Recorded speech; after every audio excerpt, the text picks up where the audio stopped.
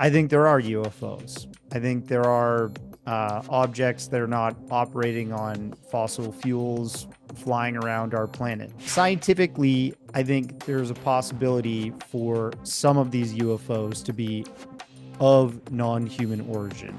I don't think it makes any sense, like even from a scientific perspective, that you can rule out malevolent interest from outside of our planet. Hello, everybody. Welcome back to Watch Mojo and the Unveiled podcast, where we talk about everything related to UFOs and UAPs. I'm your host, Rob, and today my guest is Darcy Weir. He is a researcher and documentarian who has made many films on the topics of UFOs and UAPs, as well as cryptids and even cryptocurrency. And you can find many of his films online in places like Amazon Prime Video and Apple TV.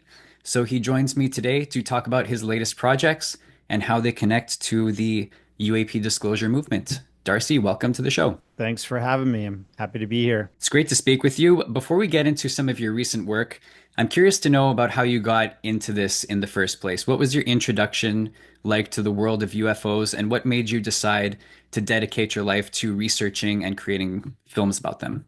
I was just at a tough spot in my life. I was only around 20 years old. I'm now 20 years older, but I was curious about this topic and I kind of fell into the rabbit hole, so to speak. And I was, I guess, going through a bit of ontological shock, as people have coined it these days, since Grush came forward. Yeah, I just always kept it in the back of my head that I wanted to investigate and research this community, investigate and research these stories. And I studied film and video production post high school. I went to a technical school that actually started in Montreal, Quebec, called Trebas Institute. Oh, I'm familiar with that. I'm from Montreal, so yeah, I'm very familiar with Travis. Yeah, but I studied in Toronto because they had quite a few schools across the country at one point. And then I went to university and I studied film and video. I studied film and sociology as my two majors. In sociology, you get exposed to all kinds of documentaries because, believe it or not, sociology is the study of groups of people and their behavior as a group rather than individual psychology. And I just noticed in the UFO community, this is like a sociological phenomenon. And that's interesting in itself. And then on top of that, the actual phenomenon of these things flying around the sky or going into our oceans or being in outer space, in our solar system, that type of thing, these odd encounters that human beings are having around the planet. That's really interesting too. So, hook, line, and sinker, I was just kind of sucked into that vortex, and I've been making documentaries for over a decade now. And like you said in the intro, just focusing on all kinds of different topics, but by majority, the UFO topic is where I've been, um, making these stories. Right. And things have moved fast over the last 10 years. So how has the vision of your filmmaking changed? You know, I originally started as just like a believer of everything. And you may have noticed that like documentary Dark Allliance, which it the interesting thing is that one of my very first interviews as a auteur or researcher was on a show hosted by Carrie Cassidy, who has her own website called Project Camelot, and she would record these interviews, still does. and she still goes to conferences regarding UFOs and secret space program stuff.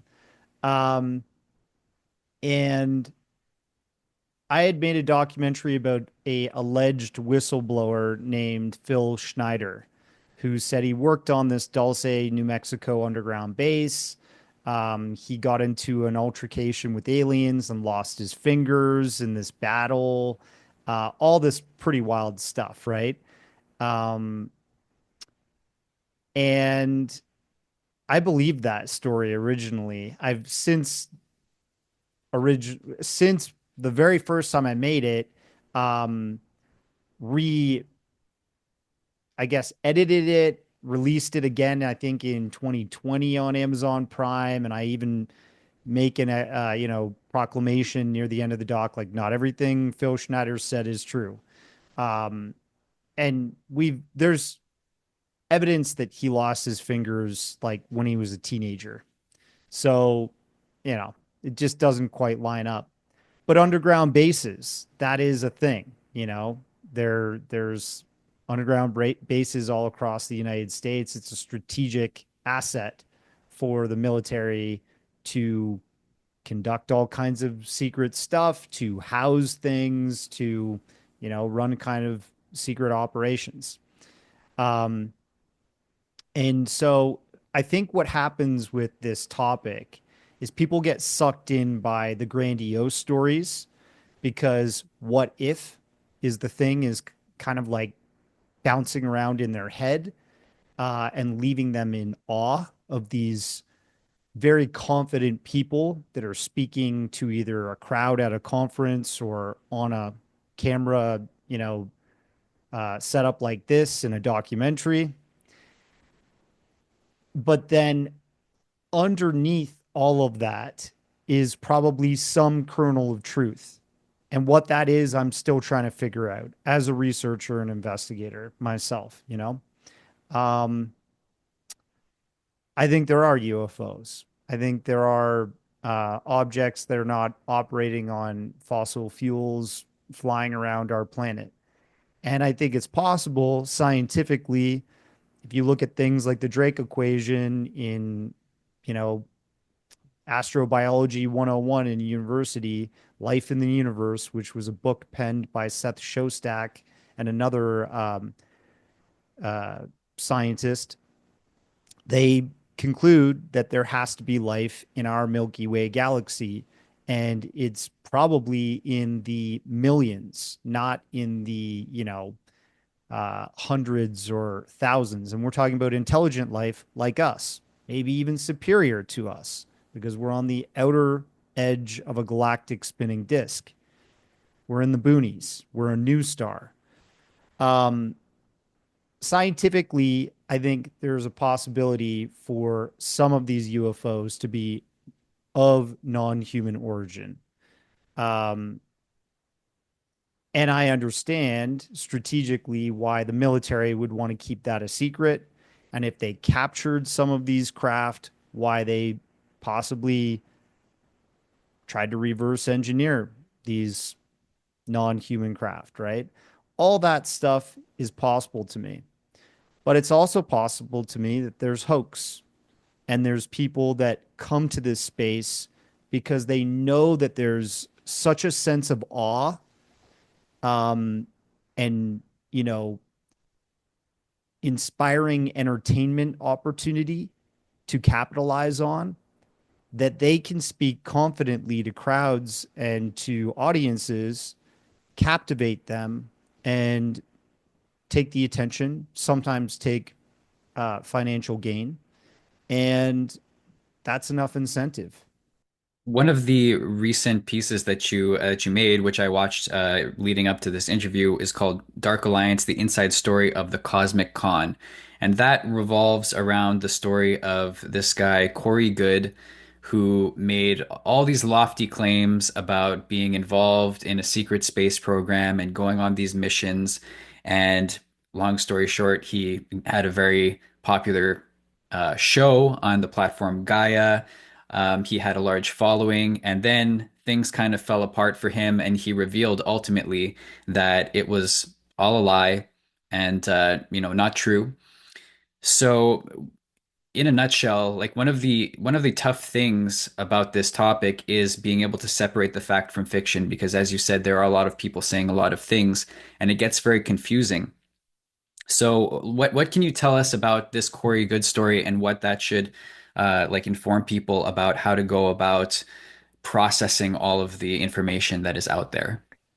Yeah, Leon Isaac Kennedy, an African American actor who we feature in the second episode of this docu series. Each one is about an hour and 25 minutes. This actor became famous in the 80s for being in films with like Muhammad Ali and stuff. The series was called Penitentiary.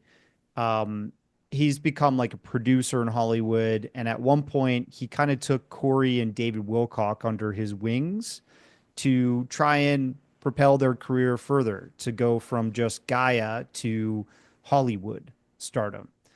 And Gaia has its echo chamber effect and it has a huge audience. I think they have about 600,000 paying subscribers for their network. And then they have like a YouTube channel with millions of subscribers and uh, all kinds of conferences that they fund and stuff. So they have like an ability to take ideas and really magnify them into a larger audience at a quick rate. And Corey Goode, David Wilcock, both launched their stardom on Gaia. Um, but they did it, I think, from a place where they understood these kernels of truth that are at the very bottom of all this misinformation and disinformation and speculation and entertainment that builds up on top of it, not only in the community, but just in media in general. And they farmed those very popular ideas and constructed their own sort of mega conspiracy entertainment concept, which then became huge. And Gaia promoted them, pushed their story for a while. David Wilcock, he really started at Gaia first. And when he was running out of steam and needed to really take some of that pressure off of his own onus as an entertainer and content wise, he brought in Corey Goode, who was basically becoming popular on this chat forum called Project Avalon, which was a sister website to Project Camelot, which I was talking about earlier, right? It's almost like it was the early like 4chan of conspiracy murmuring on chat forums. And Corey was already in a bit of hot water on that platform because the owner and administrator of that website, the web admin, Bill Ryan, he ended up publishing an article on his own site saying, "I don't believe this guy." But the thing is, it's kind of like when it comes to like this conspiracy community, it's like that Mark Twain quote: "You can convince a man." Like I'm paraphrasing it, like you can convince a man of anything uh of a con, but you can't convince a man that they have been conned. It's like 10 times harder, right? So once people believe in a story, to try and walk them back from that story and disbelieving that they were had, that's a really hard thing to do. I basically am trying to help accomplish that with telling this story. Corey Goode then went on to be on a show called Cosmic Disclosure on Gaia that was hosted by David and him. And they started talking about this intergalactic narrative called 20 and Back, which is essentially a fable that individuals like him became like super space soldiers and fought in space battles with bad aliens, the reptilians, for 20 years in the future. And then they were age regressed like Benjamin Button with a combination of technologies back into a younger body of themselves to live out their meager lives on this planet. And he's getting these memories. He's getting this total recall sort of thing, like Arnold Schwarzenegger did in a famous fiction film about this other life he lived in space. And he didn't do it just once. They called him back on Gaia for 3 seasons. So he lived 60 years in the future. And the stories just kept getting bigger and better. And you can go online now. There's a whole SSP New Age community that have conferences that are just dedicated to that. And they have new SSP astronaut soldier people come up on stage and present their story. And it's all based on this foundation that was launched on Gaia with these guys. One of the shocking things is that, as you mentioned in your series, Gaia did not vet these people before giving them shows, basically, which kind of then discredits or opens up the entire rest of their catalog to, speculation, because who else maybe, didn't get properly vetted and maybe spewing misinformation or disinformation too. And that's one of the sticky things. It's like once one person gets caught lying, it kind of discredits an entire group of people, some of whom may be telling the exact truth, but now, it's been ruined by these a certain group of frauds. So that in itself is another problem. Yeah, I mean, again, when you've got that echo chamber effect, that mass marketing ability to turnkey present ideas to a large population of people, and then, they're sharing that media and it propagates throughout the UFO community, which is, you know, it's a niche community as it is. Um, I'm not becoming popular by speaking out against this stuff. I'm actually getting a lot of like hate mail from UFO folks that are probably from that Gaia community. And the Corey Goode and David Wilcock sort of followers, they have large followings too, hundreds of thousands, right?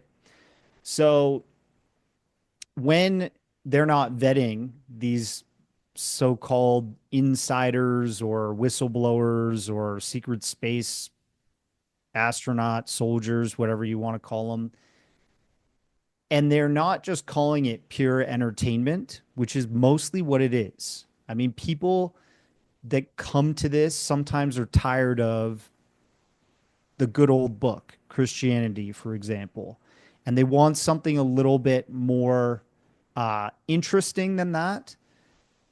Believe it or not, these guys speak to that community. They actually, when they are telling their secret space fables, they work in, hints of Christian stuff. Like they'll talk about Jesus and they'll talk about, and they're still doing it today.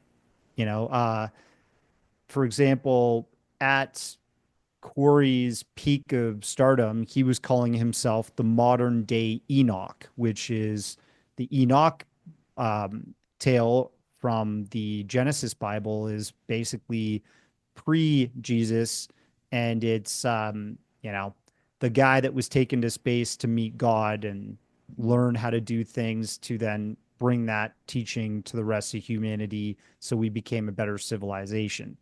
So he's kind of calling himself a demigod, right? And that often you see in cult leader type behavior. They're saying, I'm the medium. I'm the one you need to come to ascend or to have a better life or to be redeemed in order to go to heaven and stuff like that, right?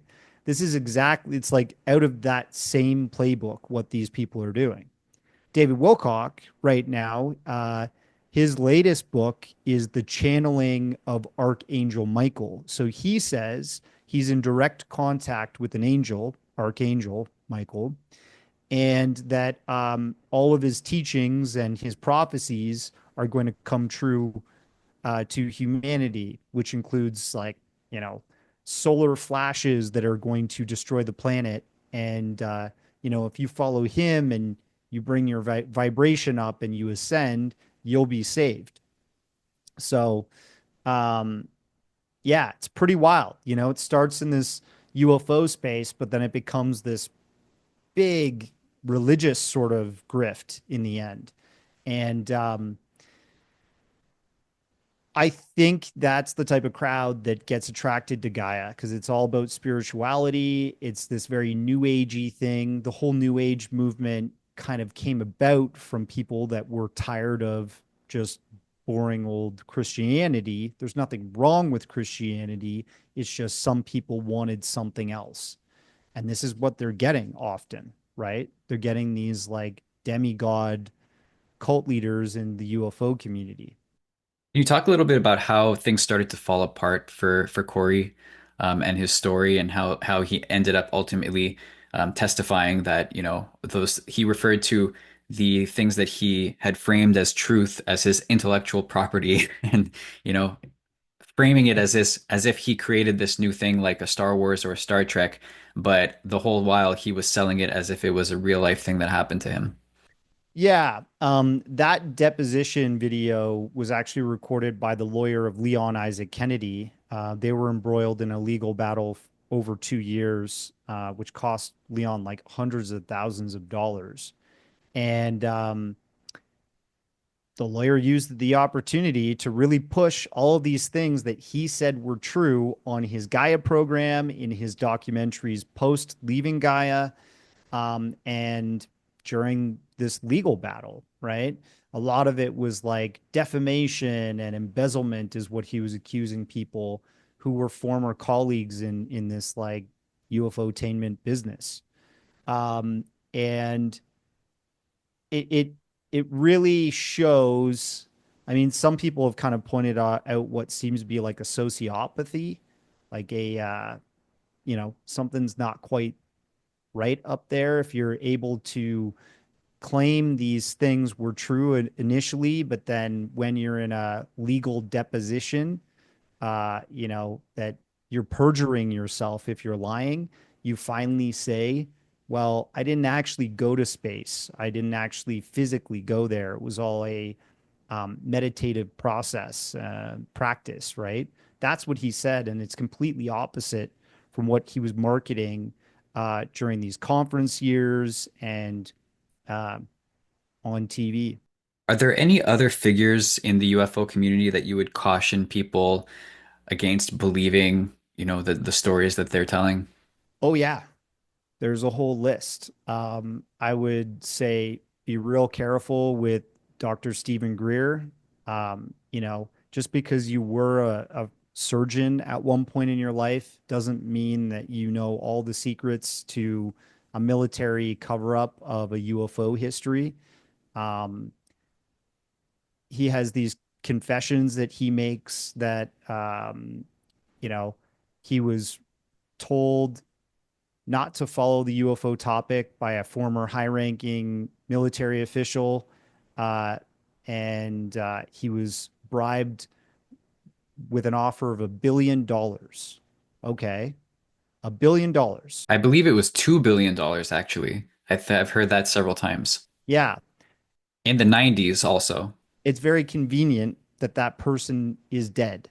So we can never confirm or deny that story, right? Um, that's like, that's a big red flag.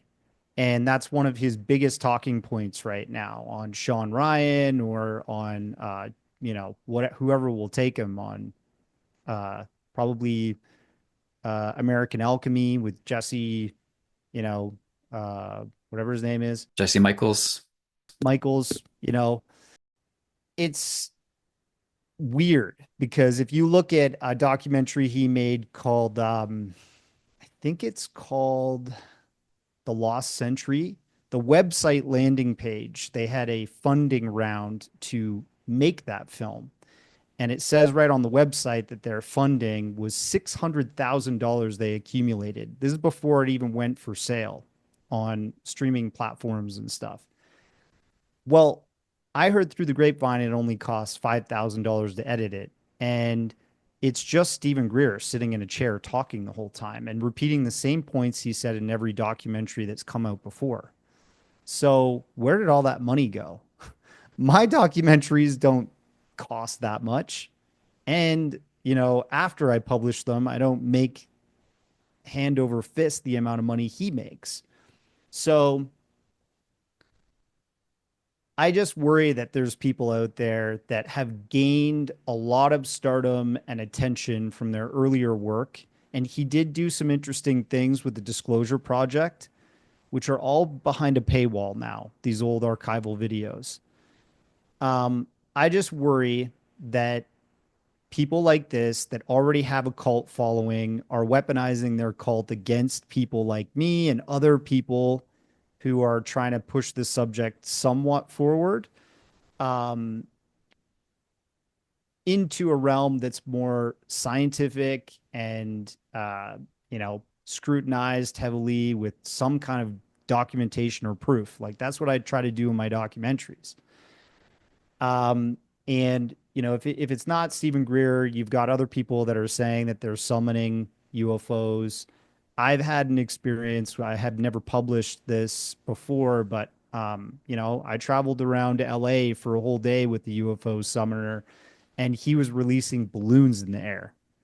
So, um, yeah, that's what you usually UFO summoners are doing. And when they're charging you a really big clip to go take part in that show, what are you really experiencing? Unless you don't know all the factors that are surrounding your group when these so-called UFOs uh, arrive, at night. Um, there's a lot of that, and it's very some of that is Christian adjacent, right?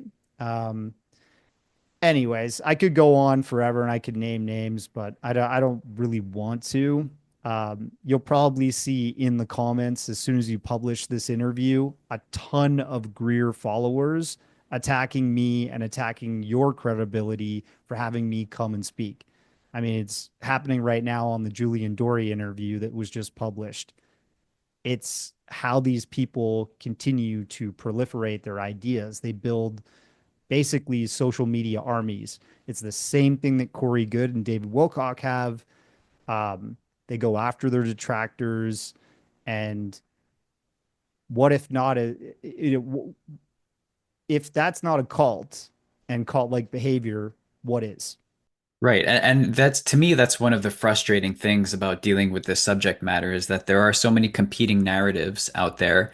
Greer's having, one of them where in particular, just his seemingly belief that if there are entities visiting Earth, that just by the nature of having interstellar travel, they cannot be malevolent beings. Like you must have good intentions if you are allowed to leave your planet, type thing. And then on the other side of things, the more official government whistleblowers who seem to frame it as there are things in our skies we don't know what they are, as opposed to Greer, who says many of them are back engineered and human made craft. Um, but people like Lou Elizondo, for example, frame things as a threat. We must be careful because we don't know if these things can be dangerous to us or not. That alone is kind of confusing for people to actually wrap their head around what's really going on. And as you mentioned, David Grush at the top of the this episode, there are many official government whistleblowers who have come forward who themselves have kind of become like celebrities now as well. So that's its own kind of like strange spotlight put on them. And on the note of summoning spacecraft, you have the most recent whistleblower Jake Barber, who now has this project called Skywatcher,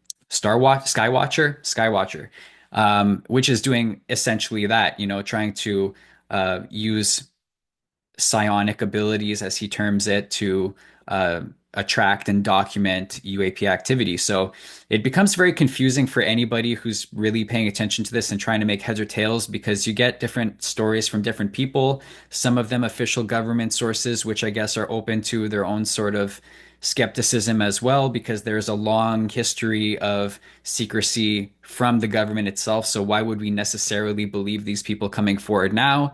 And then other people like Greer, who claim to have insider info and are not affiliated, as they claim, with governments. So where do you stand on this? Like, what's the key to understanding what's going on in your mind? There's a lot there to unpack, right? Greer was one of the original people to come forward and bring whistleblowers to mainstream media. Now we have a real whistleblower that came from the Pentagon environment, aided by Christopher Mellon, who also came from that work environment. And they were exposed to all kinds of this data. I've spoken with another person who was an analyst that looked at videos that came out of the ATIP research program. Sarah Gam, you should have her on sometime. She's legit. And there are videos that she saw that are more plentiful and similar quality to, say, the Tic Tac or Gimbal or Go Fast UAP videos that were officially leaked and mass, spread around the world. So I think there's a lot more of that stuff. And I think there are people that were at one time exposed to this in a official work capacity for a military or intelligence, uh, you know, establishment within the United States. I think in Canada, we also have our J6, which are kind of like our Men in Black. We have CSIS, which is our intelligence service, and we have our military, our Air Force, and NORAD that monitors airspace over this continent right through to the United States. So I think we have a history of probably concealing this data too. And we are noticing, or we're witnessing this interesting time in our lives where people are coming forward from an official capacity saying this is real, right? The weird thing that's happening is that you have people that were the most popular sort of whistleblower wrangler in the past getting jealous and upset about this situation, and they're launching into a war against the new guys. Um, I don't think it makes any sense, like even from a scientific perspective, that you can rule out malevolent interest from outside of our planet. I mean, just because you have the ability to travel interstellar doesn't mean that you're not going to exploit um, other civilizations around you. I mean, when you get into that type of talk, you're talking about the Galactic Federation and a protocol in which you cannot intervene, right? That's Star Trek. That's Gene Roddenberry fiction. And if that's what Stephen Greer is talking about, where did he get that from? And where's the proof? And who are the actual species that are part of this federation of good extraterrestrials that have come to our prison planet that are trying to interact with us? You know, uh, it just doesn't add up to me. So, and when you talk about Galactic Federation, which has been brought up even in the Dark Allliance documentary, this started out of a cult, you know, in California, and it's carried on in fiction and it's been elaborated. And if there really was that protocol not to intervene, to even show yourself is an intervention on its own. So it completely slams that argument to the ground that that's a possibility because there's been so many military incursions, there's been so many credible witness sightings throughout the decades around the world. Westall 66, you know, Brazil, Virginia, Bentwaters, the Rendlesham case in the UK. You've got Vorozhnev in Russia, which is like a strange case where entities got out of a craft in a whole town and children and adults ran away. Um, this seems to be a real phenomenon. And if there is this galactic federation, they've completely broken that protocol. So I don't believe it. I think if there is something interacting with our planet, it's probably a very scientifically developed civilization. Maybe they've been around in our solar system for a while and they've monitored our growth.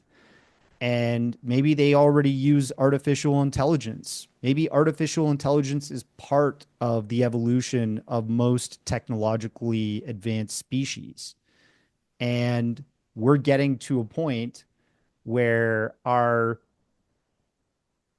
technology is catching up with theirs. Not, I mean, if they're super advanced, probably we're not that close, but we're getting to a point where maybe we can start to interface with them with the aid of AI, with the aid of, you know, other technological breakthroughs, if there is a possibility of anti-gravity or some kind of gravity displacement devices out there.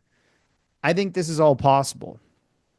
And our technology on our fighter crafts and all of this military equipment, or even DHS, Department of Homeland Security, is being upgraded constantly with the best FLIR camera tech, with the best radar tech. And if you hear people, pilots like Fravor or Graves speak, they say we had just upgraded the F-18 fighter jet, you know, and we were picking up these objects, or our radar was picking up the objects off the coast of Virginia or off the coast of California, wherever, right? I think we're going to detect these things more, and eventually the truth about this will be revealed. Whether it is a completely man-made, like that's the other thing. It's so interesting that Greer always says all these UFOs are man-made, and then all the whistleblowers that have come forward recently are um, con men, and they're not legitimate. They're psyops, they're intelligence implants to deceive everybody, and it's like, who, the UFO community? Like, that's a pretty small community compared to the rest of the world that does not believe in this stuff. Um, it just doesn't add up. And to me, I think, who are the ones then that are alien craft?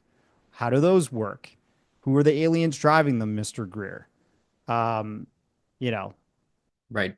Because he also claims that most of the abduction stories that we hear about were perpetrated by the government and not ETs also. military, my labs, military abductions, yeah, to convince everybody that these are bad aliens or something, right? It's just fitting with his narrative. And unfortunately, when people are becoming so manipulative in their narrative control, it shows the truth is slipping. They're not really, they're not telling the full truth. Narratives aside, what in your view is the most compelling evidence that you've seen of both UAP activity but also possible NHI presence? Okay, so I named like a couple cases, but you know, there's Shag Harbor in our very own Canadian history, um, and apparently Shelburne incident, which happened within the 1960s. Two sort of what seems like non-human intelligence water-based encounters that our military are well, a joint NATO Navy dive process. These divers who I don't know if you've spoken to him, but Chris, who wrote, investigated Shag Harbor for decades now, he spoke to the divers and they said they saw something down there. It looked like they were repairing the craft and it did not look human. Um, you've also got, obviously, this Brazilian case was really well covered by James Fox, but before him, Stanton Friedman did a very good expose. Dr. Roger Lear, the alien implant doctor. Um, I think there's cases from pretty much every country. Even Mexico has had some really strange UFO history. 1991, there was a mass sighting during a solar eclipse in which Jaime Maussan covered, and thousands of people across the country of Mexico saw multiple objects flying around in the sky that looked like discs. If you talk to people like Paul Stonehill, who's a former, he was part of the former Soviet Union, escaped when uh, the Berlin Wall came down, came to the US. I think he's in LA now. Um, he and even George Knapp, he got documents out of the former Soviet Union about their whole um, crash retrieval program. The Russians are interested. I think the Chinese have been interested. The Americans obviously have been interested in getting this technology and using it for their own gains. So I think there's a case for non-human intelligence. There's a case for possibly us from the future. And you kind of brought up earlier the whole psionics thing and this psychic um, modality that has to do with interfacing with possibly them and the craft. That's something that's constantly come up in the lore of this. And I am currently like making a documentary on that and sort of investigating the history of these claims. And it's just all over the place. I mean, telepathy is experienced by people that have been abducted. Um, Telepathy is experienced by people that just see the craft. They sometimes have thoughts beamed into their head when they're having a sighting. Then there's people that say the occupants of the craft were operating this by thought, not by using a joystick or some control system like a computer mouse. Um, and then you do have a deep history of remote viewing that's gone on in the United States officially by the CIA, the DIA, and afterwards private contractors have been continuing on.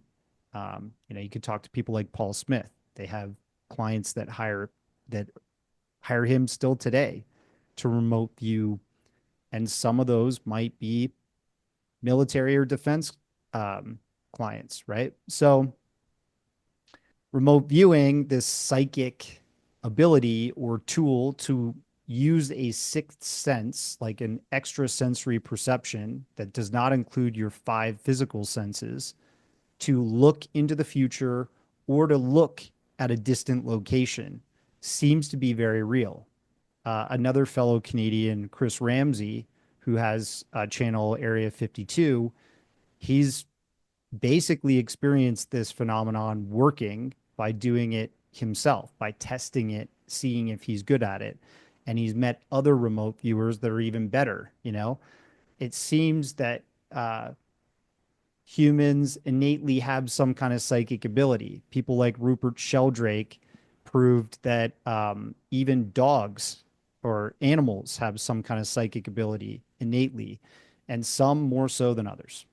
So I think maybe a universal language or a universal ability with higher intelligence as you go up the ladder of intelligence, you probably um, have more prodigious ability to use psychic um, tools or psychic ability.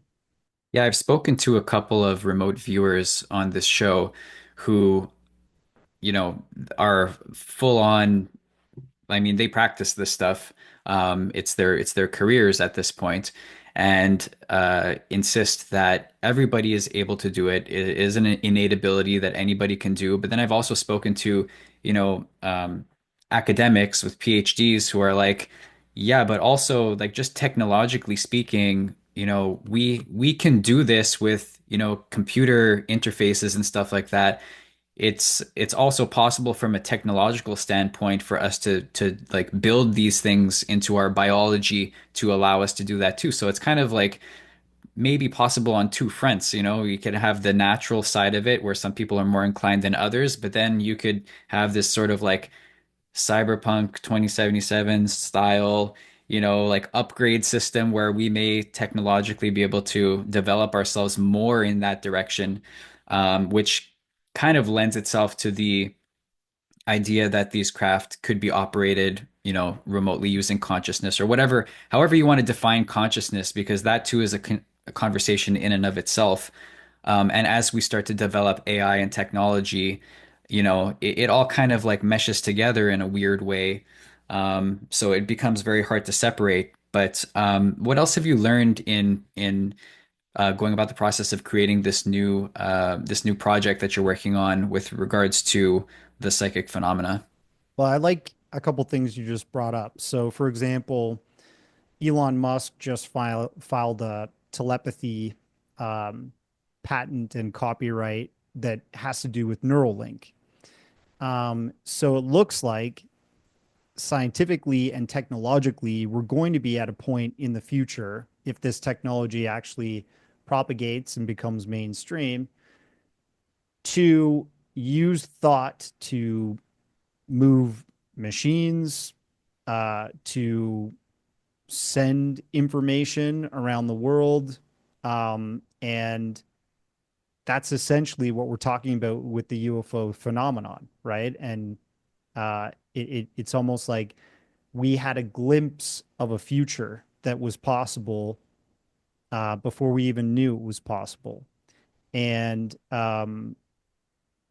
I think that, a greater developed brain, a brain, is a CPU. It's a maybe a quantum. Um, Many people have said this already, and Jesse from American Alchemy has even said like a room temperature quantum computer. It's able to do the things that we're able to accomplish are incredible with our brains, and even scientists are starting to take brain cells and create brain cell central processing run units that are in a virtual reality, uh, playing with physics and all kinds of running all kinds of tests and stuff. And apparently, um, brain cells are better than crystal CPUs, which are what we use in our phones and our PCs around the world. So if we just look at where we are right now technologically and we watch that go up, that Marshall's law of where we're going in the future, if we don't destroy ourselves in some kind of mass atomic, war or something like that, nuclear war, um, we could start using these technologies that people have talked about experiencing psychic technologies in in our in our time as human beings. And I feel to me like that's what it is.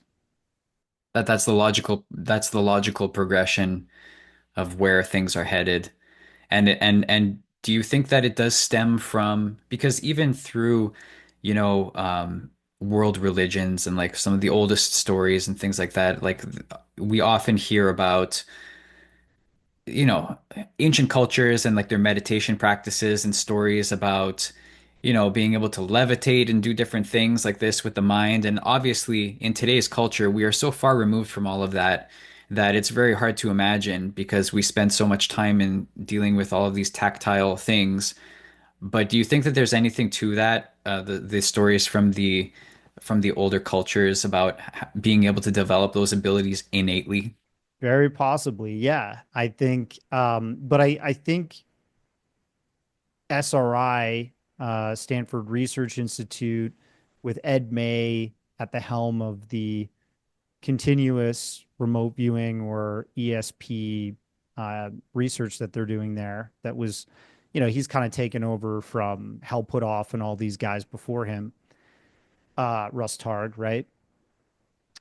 If you listen to what they say, they're basically saying that you can basically develop your psychic ability better than what you're currently aware of by practicing it, but you can only go up to your innate ability, which is your limit, right?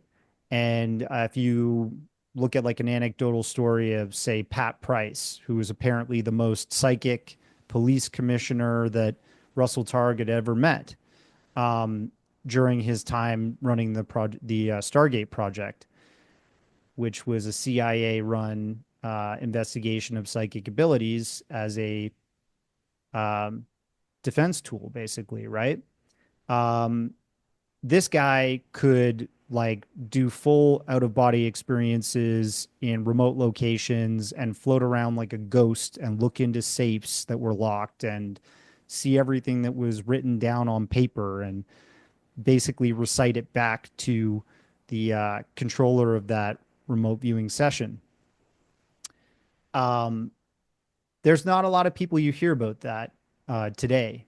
And it's possible that those people exist, but they're just being used clandestinely in secret sort of intelligence or military uh, projects. It's possible.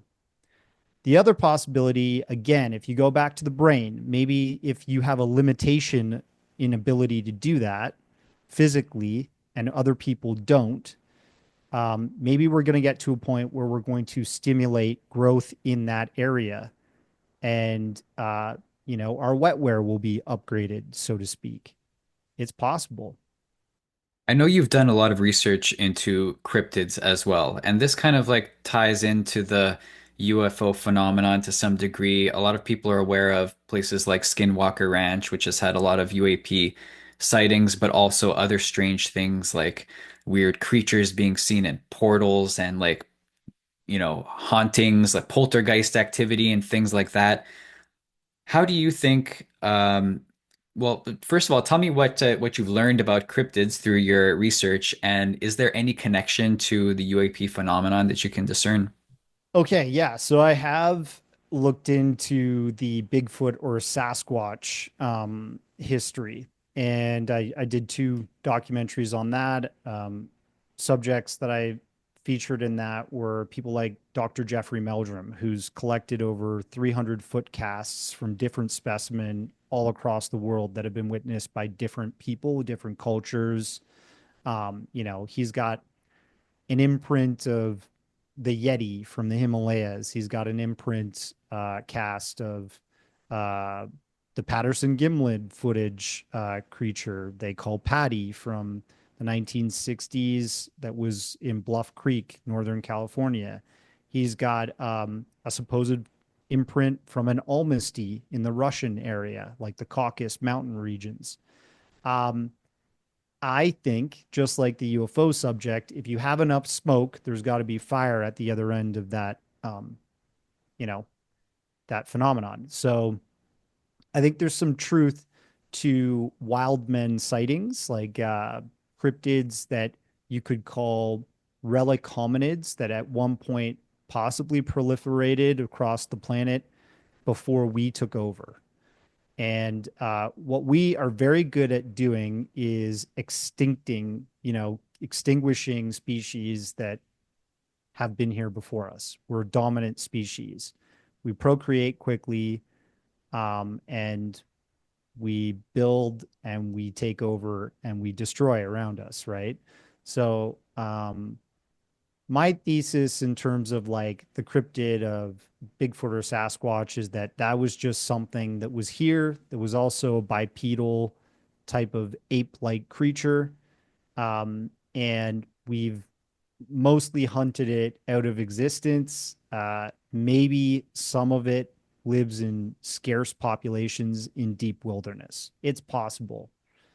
Some of that stuff is straight up hoax. It's guys wearing suits, and I don't think the Patterson Gimlin footage is a hoax. I mean, I got to see the original footage and license it from the Gimlin family.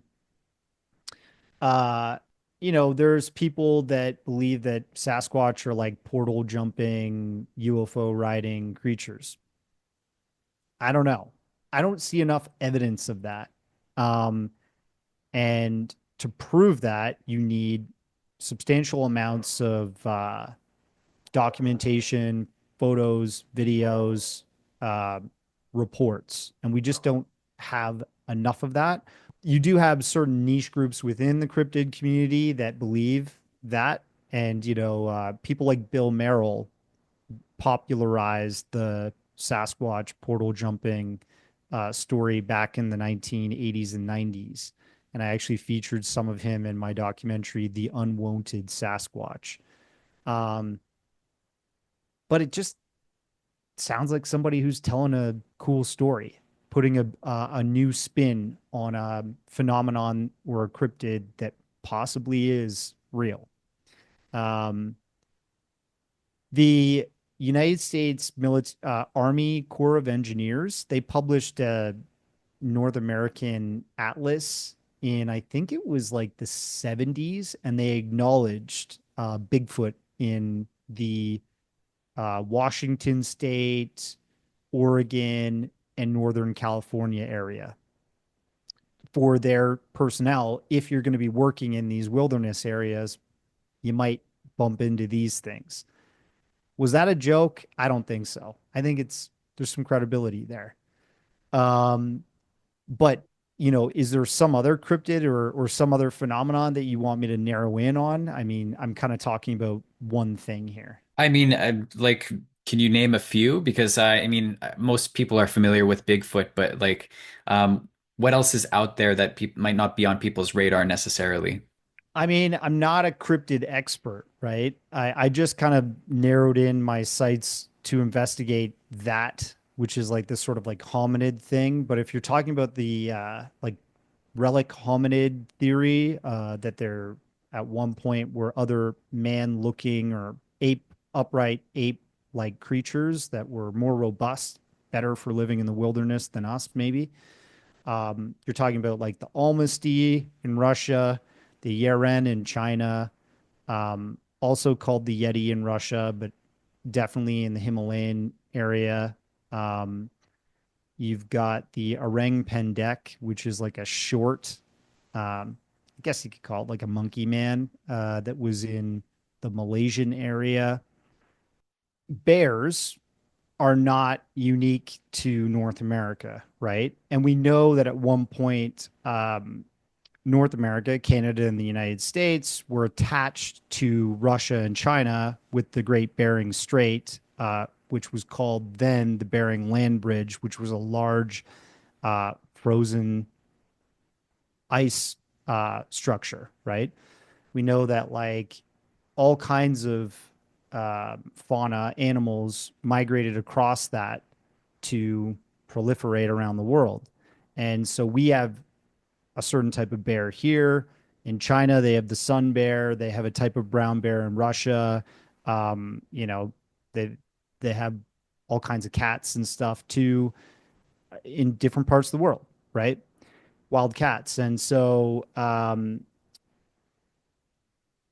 if you believe that these cryptids, these like more um, ape-like hominids or upright walking sometimes creatures like Gigantopithecus or Australopithecus, which we actually have fossil record of existing, at one point crossed that barrier, that land bridge, and they also existed in North America. Maybe that's why we see what we nicknamed a Sasquatch or a Skookum or a Bigfoot in our land, but then the Yaran in China and the Sheninjia National Rainforest or the Caucasus region of Russia and Eastern Europe, they see their own wild man, right?